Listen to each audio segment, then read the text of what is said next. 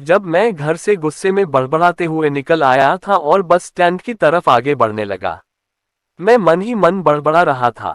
पता नहीं कितने पैसे छुपा के रखे हैं, लेकिन मेरे लिए एक बाइक नहीं ले सकते। अब मैं यहाँ से चला जाऊंगा और तब तक वापस नहीं आऊंगा जब तक मैं खुद के पैसों से बाइक नहीं खरीद लेता। इतना सोच ही रहा था तभी मेरे पैर में मुझे कुछ चुभने का एहसास हुआ। नीचे देखा तो समझ आया कि जल्दबाजी में पापा के जूते पहन आया हूँ। उन जूतों में कील उभरी हुई थी जो मेरे पैर में बार बार घाव किए जा रही थी, लेकिन उस समय गुस्सा अधिक था तो मैं बड़बड़ाते हुए आगे बढ़ गया। एकाएक मुझे याद आया कि मैं पापा का पर्स भी साथ ले आया हूँ।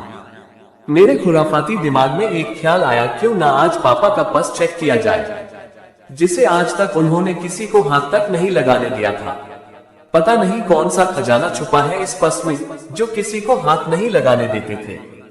जब मैंने पापा का वो पुराना पर्स खोलकर देखा तो उसमें पैसे तो नहीं मिले, लेकिन पैसों की जगह पर एक डायरी रखी हुई थी। तब मैंने सोचा, ओह, तो यहाँ खजाना छुपा रखा है।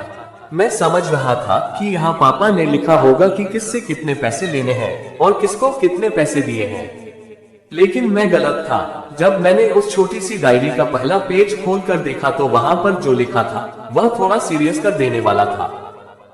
तभी उस डायरी को पढ़ते हुए बस स्टैंड पर पड़ी बेंच पर आकर बैठ गया। तब उस डायरी का आखिरी पन्ना बचा हुआ था। उस पन्ने को जब मैंने पलट कर देखा तो वहां कल की डेट लिखी हुई थी। तारीख के नीचे लिखा हुआ था 50,000 रुपए बाइक के लिए। बस इतना पढ़ा और दिमाग सन रह गया। अब मेरे मन में कोई शिकवा गिला नहीं बचा था, बस मेरी आंखों से आंसू चले जा रहे थे। मुझे आज तक नहीं पता तब मैं क्यों रोए जा रहा था। जब मैंने आगे का पन्ना पलटा तो वहां पर कुछ इच्छाएं लिखी हुई थी। पहली जो विश थी उसमें जो लिखा हुआ था, अच्छे जूते पहनना। यह बात मेरी कुछ समझ नहीं आई। तभी मेरा पांव अचानक सड़क पर भरे हुए पानी पर जा पड़ा और तभी मेरे पांव में कुछ गीलीपन होने का एहसास हुआ। जब मैंने जूता उतार कर देखा तो उसका तला टूटा हुआ था। यह देखकर मुझे डायरी में लिखी बात याद आ गई।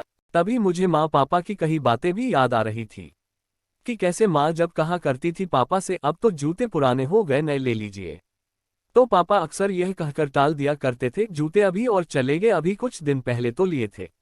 मुझे आज समझ आ रहा था कि कितने दिन और चलेंगे।